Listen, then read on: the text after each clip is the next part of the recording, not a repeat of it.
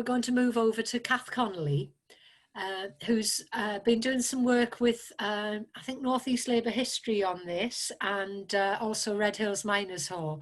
And she's going to talk about Jennie Lee, MP, wife of Nye Bevan, heavily involved in the setting up of the Open University as well, I think, if I'm right, Kath. Anyway, over to you, Kath. Right, well, growing up in the 1950s and 60s, I remember this first photograph. I remember Jennie Lee as this small, fiery, white-haired woman. And I was also one of the first generation of the Open University graduates, so I knew about that. But I was particularly interested in where her politics came from, because she was very much an uncompromising class politician, and I wanted to know where it came from. So a little while ago, Durham WEA run a study group, and each of the people who were involved in the study group chose to look at someone, and I looked at Jennie Lee at that time. So this is a kind of shortened version of that. Now, Jennie Lee, Labour politician, was born in 1904 into a very strong political family in Cowdenbeath in Fife. Her grandfather, Michael Lee, he was born in the middle of the 19th century to Irish Catholic parents, and was a great friend of Keir Hardie. So they were both her father and her grandfather played a very, very prominent role in Fife politics, in the Independent Labour Party and in the Miners' Union. So they were both father and grandfather were both miners in Lochgelly, which is a neighbouring town in Fife. Now, for miners' families at that time, money was very, very tight, but not quite as tight in Jennie's family, because her father was a deputy at the colliery in charge of safety. She was only, and she only had one other sibling. So he was in steady work, not a big family, and so there was a little bit of spare money, and that spare money went on treating Jennie and her brother to comics and those sorts of things. And because they were such a political family, they had regular visits from political figures, people who are outstanding in history. The Red Clydesiders came to the house, and she was always encouraged to participate in the discussions, even as a small child, which would have been very, very unusual at the time. Children were supposed to be seen and not heard, but not so with Jennie. At the outbreak of the First World War, she became aware of just how different her family was from their classmates. And like most children, you don't want to be different from anyone else. But the Defence of the Realm Act restricted meetings, and so they went up onto the fells on the outskirts of Cowdenbeath and held their meetings up there. And she just felt like they were the new generation of the Covenanters who had to do that in a previous era. And there she learned about the hardships of those from the ILP who'd been conscientious objectors and how badly they were treated. And that's, you know, she got a very strong feeling of what was right. And she said, well, we were only a few, but we were right. Many in the ILP that's the Independent Labour Party, had opposed the First World War. They thought it was a war between rival imperialists, and they had hoped that the workers in Germany and the workers in Britain would have been of one voice and would have avoided the war. So they passionately believed in that.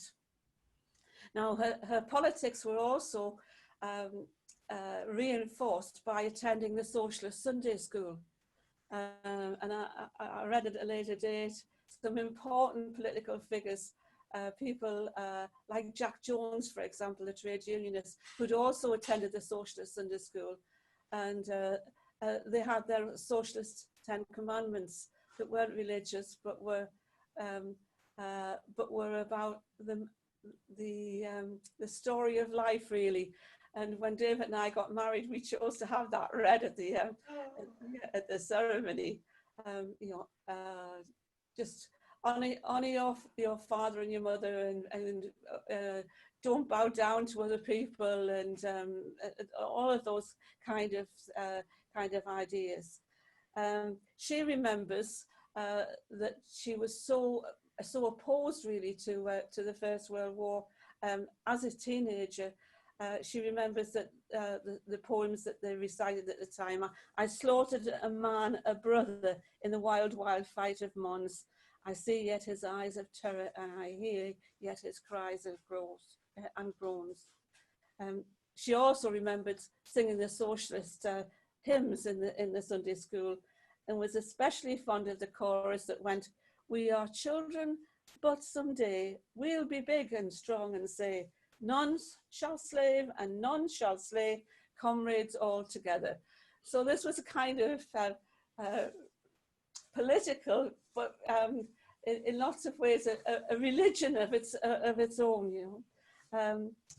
She was also fortunate to have been born in Fife, because her grandfather on the Fife Education Committee made sure that that 5 children would be able to go on in education, and all that would be expected of their parents would be to pay for the children's food and clothing. All schooling in Fife was free, which of course wasn't the case in any other part of Britain. So she came through school and did well in school, and worked hard and won a place at Edinburgh University, which again would have been very, very unusual at the time for the daughter of miners to go to university, held by grants from the Fife Education Committee. She studied law and education, the idea being that she would become a teacher. During her final year at university, that was May 1926, of course, he got the general strike and the miners' strike that went on for months afterwards. And she was coordinating activity with the students. Of course, most of the students thought it was quite a jolly time because they could volunteer to be strike breakers. But she was delivering propaganda to the colliery villages in the Lothians at the time. She was bitterly disappointed when the strike ended, and when the general strike ended, and she was eager then to get back to Fife after her exams were finished. And it was really the experience of the general strike that really firmed up her politics, and she became quite a fiery speaker. She was if you can go on the next slide, Jude. She was quite a small, dark, very attractive, and a very fiery speaker.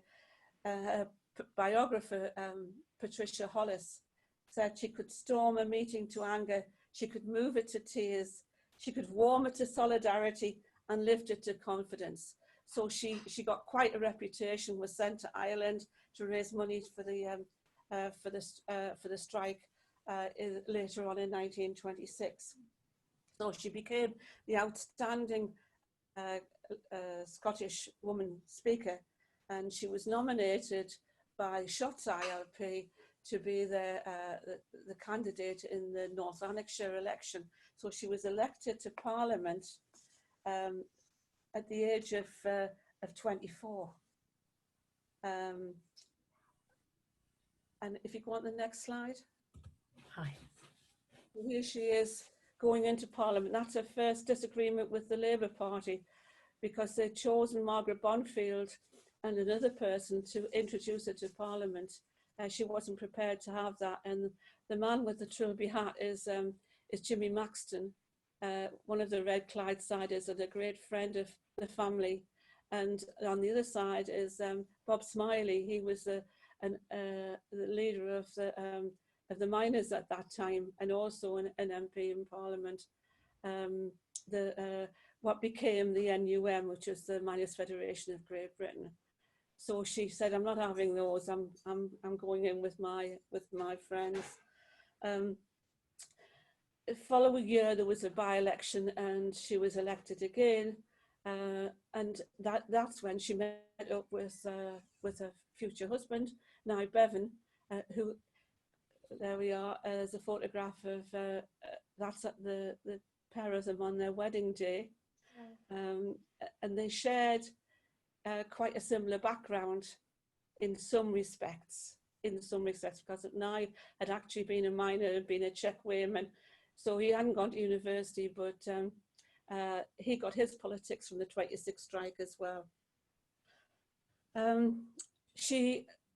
She lost her seat in 1931, along with 350 other Labour MPs, with a big defeat in 1931. And she didn't go back into Parliament until 1945, although there were several attempts. She saw herself not as a feminist, but as a socialist who happened to be a woman. So she was similar to people like Barbara Castle in that respect, who was a contemporary of hers, although a little bit younger. She was often at odds with the Labour government and with the Parliamentary Labour Party, but a vehement supporter of her husband, Nye Bevan, in all that he was trying to achieve at the time. When Nye died prematurely, really, and Harold Wilson was elected, he was another man of the left. He made Jennie Lee the Minister of the Arts, and people at the time said that this was the wreath for Nye. So it was what Harold Wilson gave her in recognition of Nye and the role she played in support with him. So she made a really big impact. Loved the life of the arts.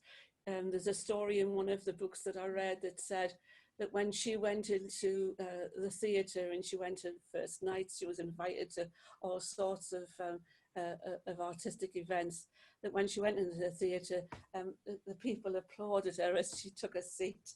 So she was she made sure that there was a lot of money that went into the regions, into schools, into community, into children's work, the National Youth Orchestra, the Children's Film Theatre. And I read that in 1966, the grant for children's theatre was £10,000 a year. And by the time she left in 1970, it was 185,000. So she was putting a lot of resources, and there was very little opposition to that. But she wanted to widen the appeal of the arts to make sure that everyone got a chance to take part in that. The same couldn't be said about the OU, and I'll just briefly say that there was a great deal of opposition. They were, first of all, wanted to have a University of the Air, but it was going to be so that they would have their own TV channel. That wasn't possible. A lot of opposition, and Neil Kinnock apparently was a WEA tutor at the time. I didn't know that. And he just felt that the vast sums of money that they were spending on the Open University could totally transform adult education. But there was opposition from the unions, from universities, from the Department of Education.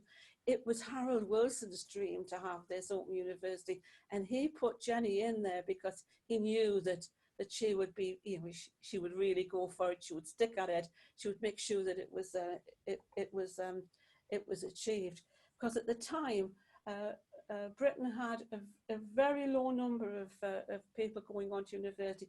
4% of British school leavers went to university. In Europe, it was something like 8%. In the United States, 16%. And Harold Wilson certainly had been travelling widely and realised that that something like the Open University could be achieved and could change people's lives. Principles of the Open University were very different from the existing university system. So it was totally open access. You weren't needing to worry about which grades you got for A-level. You got there without any qualifications. It was very flexible. You could stop and start whenever you wanted. If your family circumstances changed, so it was making it easy for people to take a chance at university education that they would never have had without that. I think nowadays Open University is very expensive to do, and so it's nowhere near as accessible as it used to be. She lost her Cannock seat, however, in 1970, but before the election, she made sure that the legislation and everything was in place, so it would be very difficult to pull out of it if they were defeated. So she had all of the necessary preparations ready for the OU to take place. Once she was defeated, it was left, of course, the Labour government were defeated as well, so the Tory government came in, and you'd be interested to know it was their education minister that finally put it into place, and their education minister was Margaret Thatcher, right? But there was no original research in this, but I could recommend several books, 2 autobiographies, Tomorrow Was a New Day and My Life with Nye, that excellent biography by Patricia Hollis, called Jennie Lee, and Michael Foot's book, Loyalists and Loners. All good reading if you wanted to know more about this socialist firebrand who was very much a class politician and saw everything in class terms. Okay, thank you. Okay, does anybody have any questions for Kath about Jennie Lee? Tom? First of all, I'm going to read some of the books on her. She sounds a formidable, but a lovely, wonderful woman and politician and principled person. But on that, did she make any enemies within the Labour Party or the Independent Labour Party because of her womanhood, or because of her strength of views and opinions as well, Kath? Yeah, I think she made lots of enemies because she was very outspoken. She wasn't popular amongst the women. Right. She wasn't prepared to take up what she called women's issues. She took up the class issues. We've got to make sure that the miners are well paid. If they were well paid, then their families are supported. She left the Labour Party because the ILP came out of the Labour Party in the early 1930s, of course that was the ILP were her roots really, and so she felt a loyalty to them before she felt that loyalty to the Labour Party, although they were part of that. So they disaffiliated, and so she was out of the Labour Party for quite a few years in the 1930s. She was uncompromising, she wasn't prepared to put up with any crap, or what she called crap. Yes, there were aspects of her life that I took a little bit of an exception to, and I suppose that's because nowadays we expect MPs to behave in a certain way. She didn't see that. She had an early meeting in Parliament with Jimmy Maxton, and she was sat in Parliament answering letters to constituents, and she was snowed under with issues to do with housing and poverty in North Lanarkshire in the late 20s and 30s. And Jimmy Maxton came past and he said, "You've got to make your mind up. Do you want to be a bloody social worker or a socialist MP?"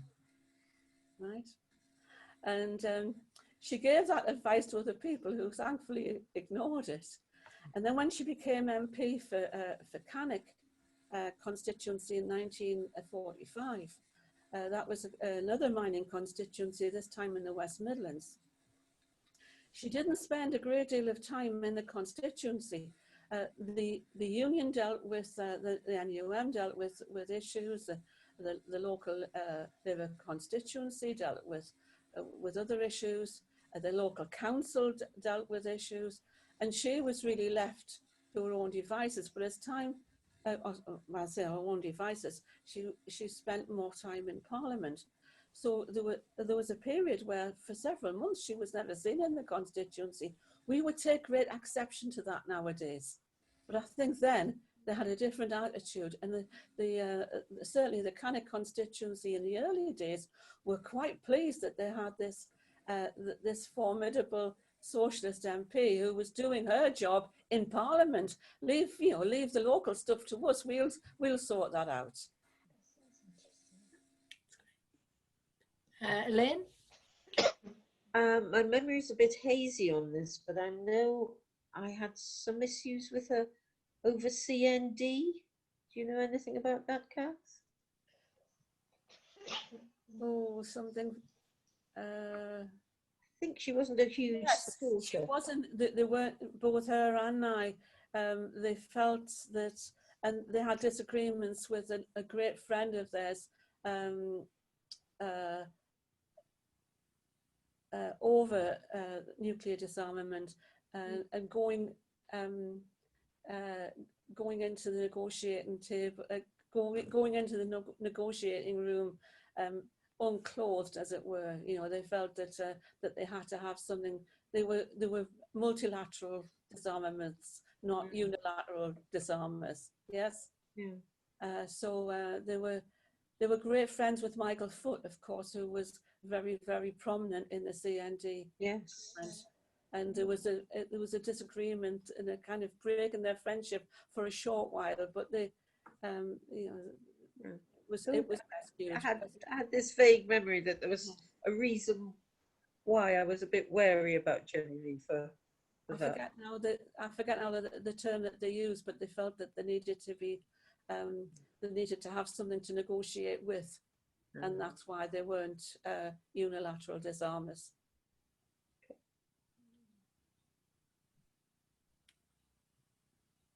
Okay.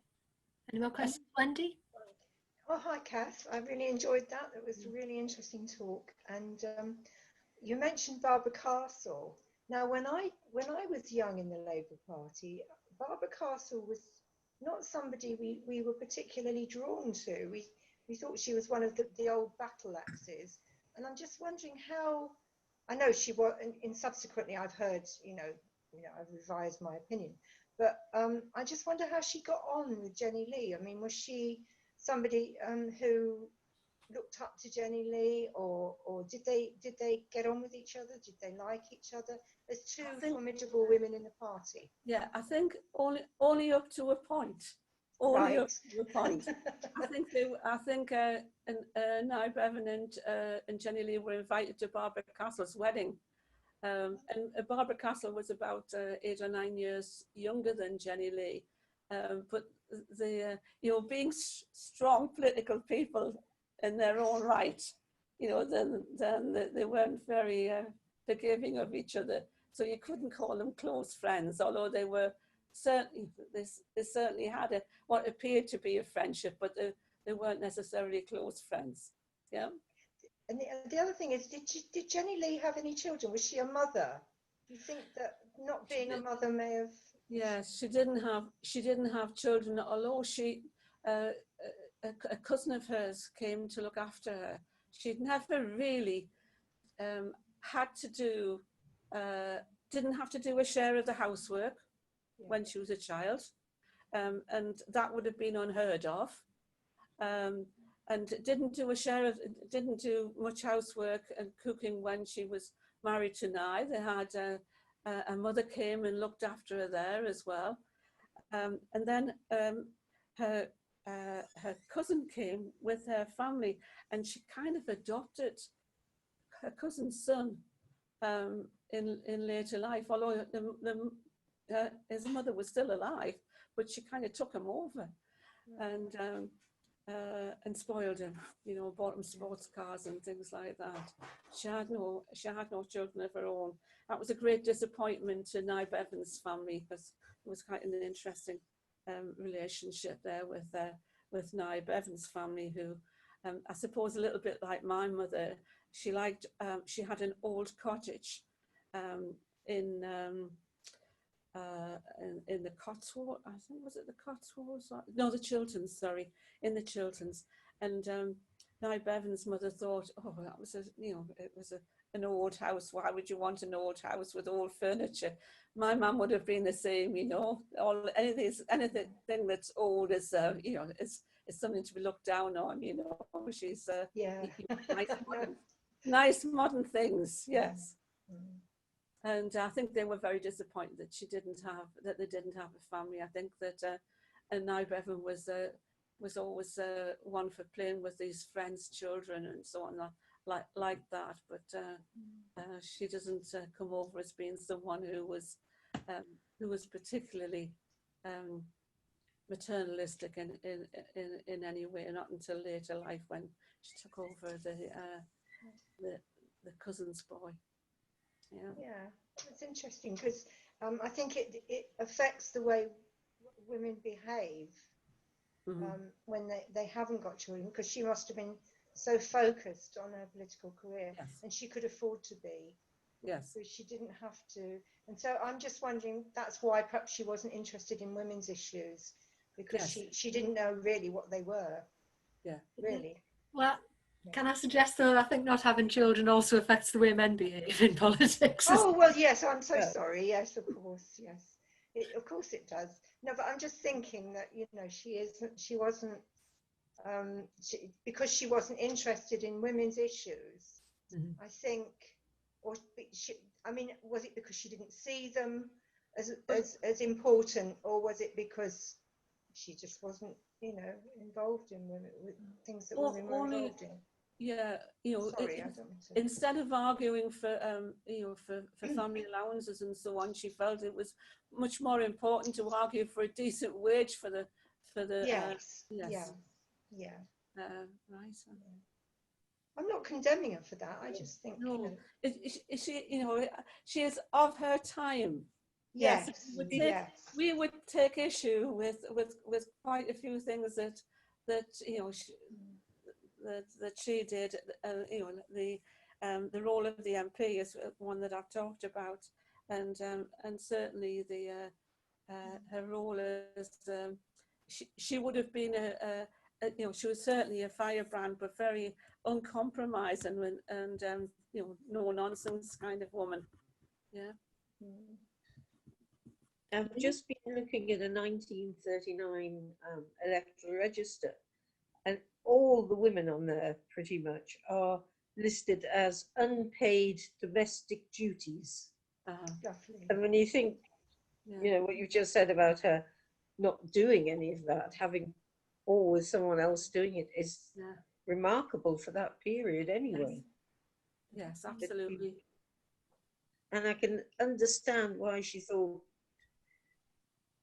not being a social worker but being an MP was her job. You know, and we wouldn't look at it that way now, but I think there's a point. The advice that she was being given at the time was, you know, you stick to your politics. We've got a political job to do in here, and you know, she had quite a few run-in with Labour politicians, the union members, who were also in Parliament. There was a socialist job to do, that she saw that, you know, she was there with about probably about 30 others at the time, and they had to, you know, so that's understandable as well. Yes, it's put a new you've put a new light on her for me, which is interesting. Rosie? Well, firstly, can I put up a plea for those of us who do not have children? Is possible to be interested in women's issues without that? Oh, I'm so sorry. It's okay. It's by choice, so it's not an issue of pain. Don't worry there. I think it's quite interesting to look at some of the other women MPs of the time and to see the sheer variety of attitudes to that job and to what they were doing outside it. You look at somebody like Ellen Wilkinson, and she's famous as a constituency MP as well. So it's a lot to do, I think, with the support mechanisms that are available to you. And I suspect that the less you have access to staff, to research assistants, to the stuff that MPs these days take for granted, the harder it is to have that wider focus. And that might be an interesting area to look at sometime. That's a really good point. It's a really good point, Rosie. Yes. You would have to concentrate without that kind of help. I mean, our MP here has a team of people who help him to direct him in certain areas. So she had all of these letters to answer. One of the big issues at the time was in the 1920s. There'd been a really big recruitment campaign for miners who were made, because there was a lot of layoffs after the First World War. There was a lot of unemployment in the pits, and they came from recruiting miners to go to Canada, Australia, South Africa. And when they got there, they found that they didn't have any work and they were stuck. They didn't have the money to get back. And their families back in Durham, or in her case in Scotland, they had no money to send for them, and they were desperately sad. And she called them her wild geese. And most of the issues that she had to deal with were to do with those young men who were sent out there, and the impact that it had on their families, and the dreadful housing conditions at the time. So she had to do all of that work herself, without the kind of support that you get now. I mean, obviously there'll be some support in the constituency, but nowhere near the personal assistance that an MP would have now in Parliament and in the constituency. Yeah. I was really interested in something you said about the Open University and about the level of opposition she faced on that. How did she set about tackling that? Were there particular strategies she used? Well, yes. I mean, one of the interesting things was that she didn't behave like a normal minister, who would use the official lines. She would bypass the minister in charge and go direct to Harold Wilson, and that's how she got a lot through them. So she had, he put her in charge because he knew that she was sufficient of a terrier to get it through, but she worked directly with him. So that's there was opposition from the Department of Education, from the unions, from WEA was another example, and various the universities themselves. They didn't want to have another university, and they felt that it was taken away from them. They were concerned about whether it was dumbing down on standards, and although she was very keen that the standards would be maintained. Labour MPs, they didn't like the idea either. Actually, I was just wanting to ask about this. I just think it's quite interesting that we're talking about this kind of widening participation thing at a time where in the arts, there's a lot of complaints now that only the kids who have a private school or an Oxbridge education get the chance to enter into the arts. And then the recent A-level debacle, where grades were inflated for those from schools that already had high levels of attainment and deflated for the more challenging schools, and obviously class comes into that. Do you think she'll be turning in her grave? Yes, probably. Yes. Yes. Yes. Because she was all, she was, they say that she was the first Minister of the Arts and probably the best, because it was about widening participation. It was about making sure that the children, the communities, the regional theatre and the arts got the kind of funding that it needed. So yeah, I mean, at the minute, there must be lots and lots of arts organisations that are wondering whether they're ever going to pick up and survive. Exactly.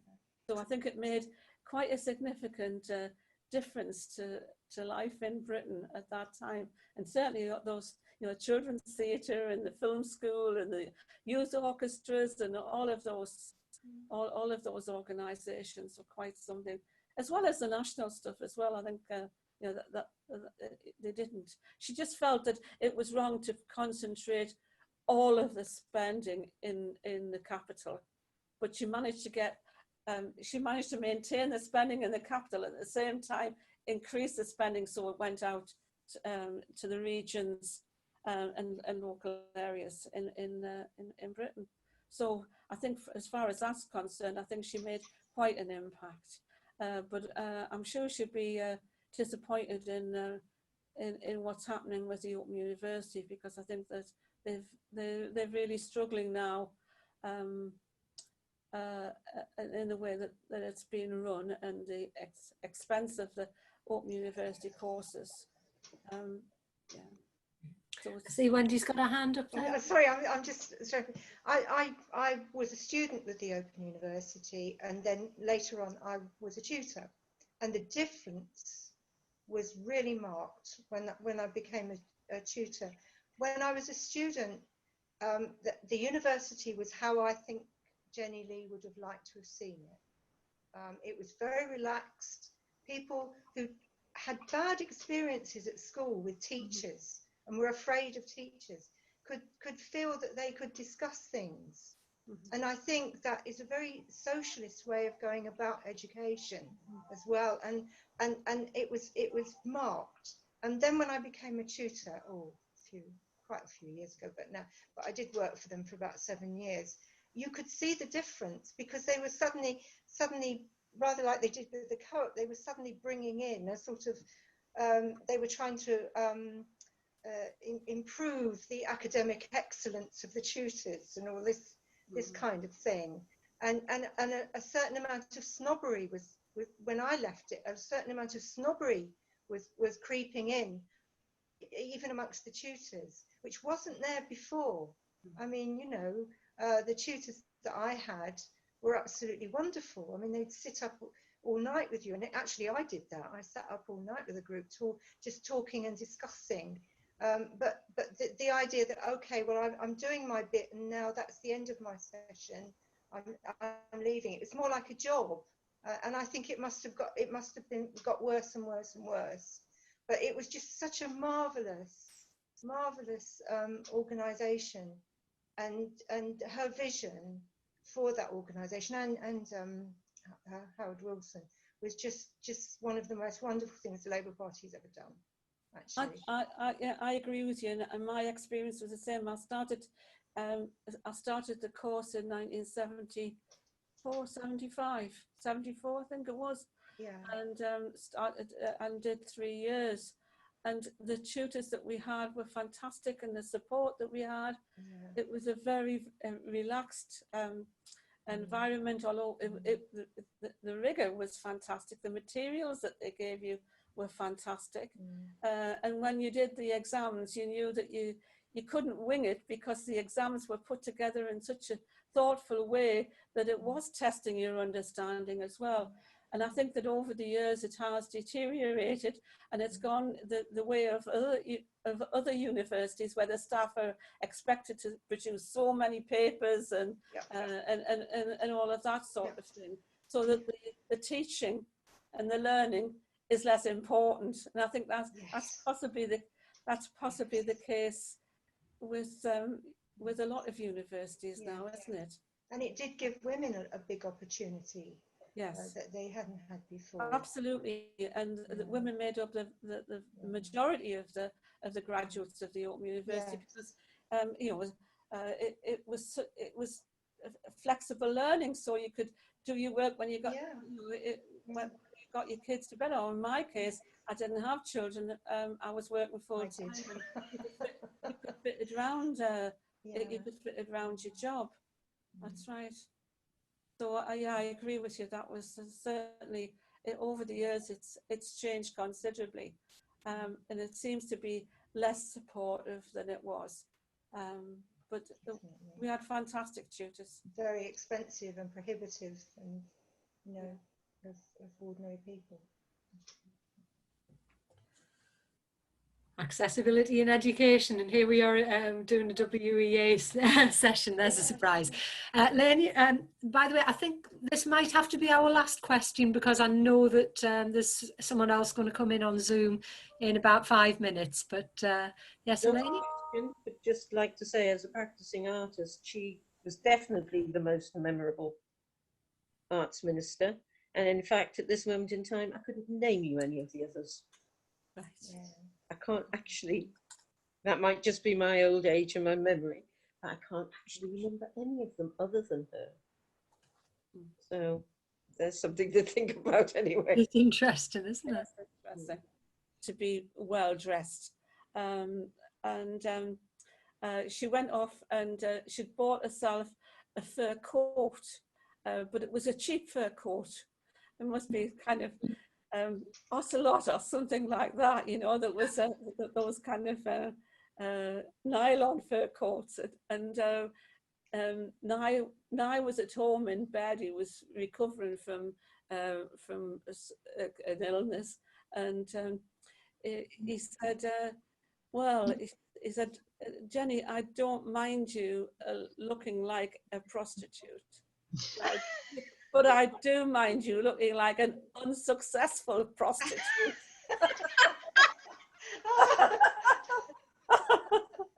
So did she ever wear it after that? Oh yes, I think she wore it, but yes, he thought she looked like it was too cheap. Yeah.